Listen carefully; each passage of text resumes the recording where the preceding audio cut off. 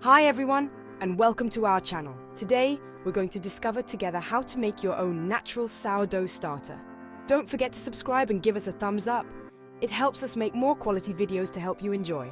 So, ready to discover the secrets of sourdough bread? Let's go! Sourdough bread has super interesting properties from a health and nutrition standpoint. Not to mention the fact that its taste is very different. We love it and prefer it to classic bread, and that it keeps better. Here are the many advantages of sourdough bread. Sourdough is a real health ally in several ways. It further develops the aromatic compounds of your dough, and therefore your bread or other baked goods. It allows for better preservation of the latter once cooked, and the crust will be crispier. The development of bacteria and yeasts in sourdough will be greatly appreciated by your gut microbiome. Don't forget that the gut is the second brain, which means a good microbiome means good digestive health and therefore a super good mood for the whole body. Finally, sourdough neutralizes the anti-nutritional factors of whole grains. To put it simply, whole grains and derivatives such as wholemeal flours, such as whole wheat, quinoa, spelt, buckwheat, barley, oats, etc., naturally contain substances called anti-nutritional factors. These molecules prevent the proper intestinal absorption of vitamins, minerals, antioxidants. So sourdough has the property of cancelling these effects and allowing you to properly absorb all the good nutrients. Opt for organic flour. If our body doesn't like pesticides, it's even less the case for yeasts. Indeed, pesticides, chemicals of all kinds, can kill your yeasts and therefore your sourdough.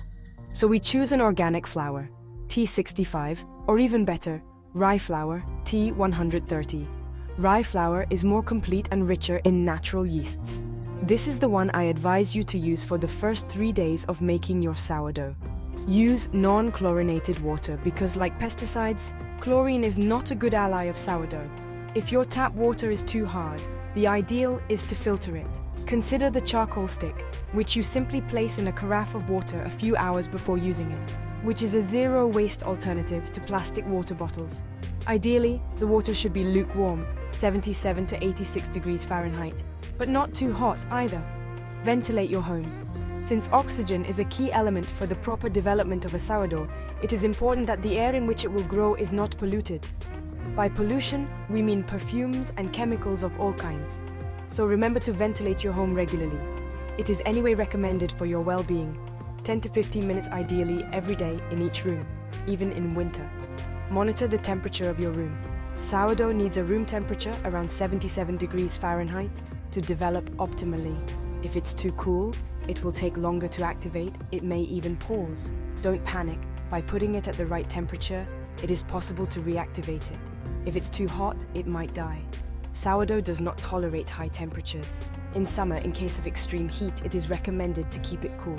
You can then place it in the refrigerator. Be patient. Rest time is important, especially in the early days, before your sourdough becomes a master sourdough and is truly active. You will see the first 2 days nothing much will happen. Don't panic, this is completely normal. On the 3rd day, you will already see some bubbles appear, and it is on the 4th day that you will really be able to baptize your little sourdough, which will be born and will have small bubbles on the surface.